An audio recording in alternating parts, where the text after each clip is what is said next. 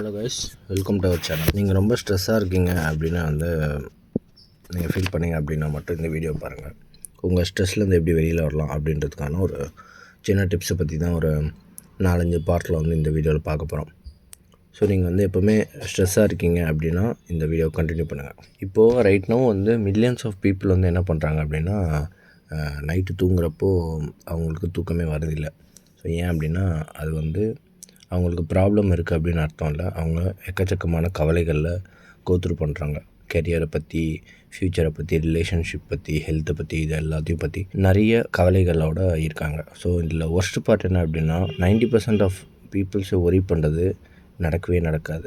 So worry பண்ணுறது எல்லாமே எதை பேஸ் பண்ணி அப்படின்னா பவர்ஃபுல் லெசன்ஸ் இதில் என்னென்ன சொல்கிறாங்க அப்படின்னு பார்த்திங்கன்னா மெயினாக எக்கனாமி பற்றி தான் நிறைய பேர் கவலைப்படுறாங்க.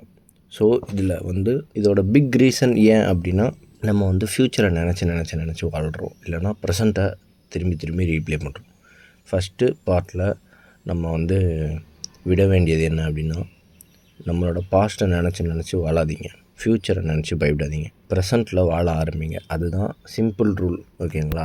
ஃபஸ்ட்டு ஸ்ட்ரெஸ்ஸை குறைக்கிறதுக்கு. நெக்ஸ்ட்டு இப்போ நீங்கள் ஒரி பண்ணுறீங்க அப்படின்னா 3 கொஷினை கேட்டுக்கோங்க உங்கள்கிட்ட. இப்போது நீங்கள் ஒரி பண்ணுற விஷயம் நடந்துருச்சு அப்படின்னா நீங்கள் எப்படி ரியாக்ட் பண்ணுவீங்க? செகண்ட் ஒன் அந்த விஷயம் நடந்தால் அது உங்களால் அக்செப்ட் பண்ண முடியுமா? தேர்ட் ஒன், அந்த சுச்சுவேஷன் நடந்துருச்சு, பேட் சுச்சுவேஷனில் இருக்கீங்க அப்படின்னா அதை எப்படி நீங்கள் ரீபில்ட் பண்ணி வெளியில் வருவீங்க அப்படின்ற கொஷினை கேளுங்க. சிம்பிளாகவே தெரியும், இது உங்களுக்கு சிம்பிளாக தான் தெரியும், பட் ஆனால் இது லைஃப் சேஞ்சிங் ட்ரிக்கு. ஸோ இந்த கேள்வியை நீங்கள் கேளுங்க. பிகாஸ் ஒரி எப்போ வருது அப்படின்னா அன்சர்டனிட்டியை மீட் பண்ண முடியாமல் இருக்கிறப்ப தான் ஒரி வருது. ஸோ இதில் நீங்கள் அக்செப்டன்ஸை கொண்டு வந்துட்டீங்க அப்படின்னாலே உங்கள் மைண்டுக்கு எப்போ பீஸ் கிடைக்கும் அப்படின்னா இந்த அன்சர்டனிட்டியை நீங்கள் அக்செப்ட் பண்ணுறப்ப தான். So the moment you accept the worst outcome அப்படின்னா உங்கள் மைண்டு எப்போவுமே காமாக சொல்யூஷனை ஃபைண்ட் பண்ண ஆரம்பிச்சிடும். ஸோ பிஸி பீப்புளுக்கு எப்போவுமே ஒரி பண்ணுறதுக்கு டைமே கிடைக்காது. அவங்க எப்போவுமே ஹாப்பியாக இருக்காங்க அப்படின்னு நீங்கள் நினைக்கிறீங்க பார்த்தீங்களா, அதுக்கு இதான் காரணம். அவங்கள எப்போவுமே எங்கேஜாக வச்சுப்பாங்க. ரொம்ப நேரம் அவங்க மைண்டை ஃப்ரீயாக திங்க் பண்ண விட மாட்டாங்க.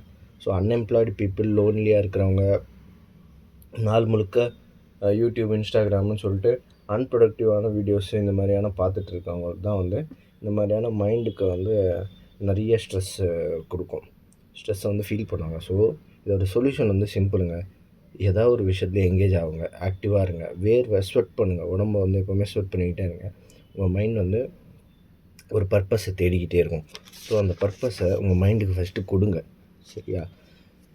நீங்கள் அதர்ஸ் என்ன திங்க் பண்ணுறாங்க நம்மளை பற்றி, உங்களோட ஃப்யூச்சர் எப்படி இருக்கும், அதர்ஸ் வேலிடேஷனை நினச்சி வாழ்ந்து ஒரு பிரயோஜனமும் கிடையாது. So live your own life. So உங்களால் கண்ட்ரோல் பண்ண முடியாத விஷயத்தை அதை செஞ்சு நீங்கள் திங்கே பண்ணாதீங்க. Most people don't even think of yourself. அதாவது உங்களை பற்றி நீங்கள் திங்க் பண்ணாலே பாதி விஷயம் முடிஞ்சிடும். ஸோ உங்கள் லைஃப் வாழ்கிறதுக்கு தான். ஜாலியாக இருங்க, என்ஜாய் பண்ணுங்கள். பீஸ்ஃபுல்லான லைஃப்பை வாழ பர்ஃபெக்டான லைஃப் தேவைப்படாது. You just need to have a peaceful mind to enjoy the life. ஹாப்பியாகவே இருங்க, ஸ்டே கனெக்டட். இன்னும் இந்த மாதிரியான இன்ஃபர்மேஷனான கண்டென்ட்ஸ்க்கு நம்ம சேனலை சப்ஸ்கிரைப் பண்ணிக்கோங்க, உங்கள் ஃப்ரெண்ட்ஸ் அண்ட் ஃபேமிலிக்கு ஷேர் பண்ணுங்கள். Thank you guys, have a nice day.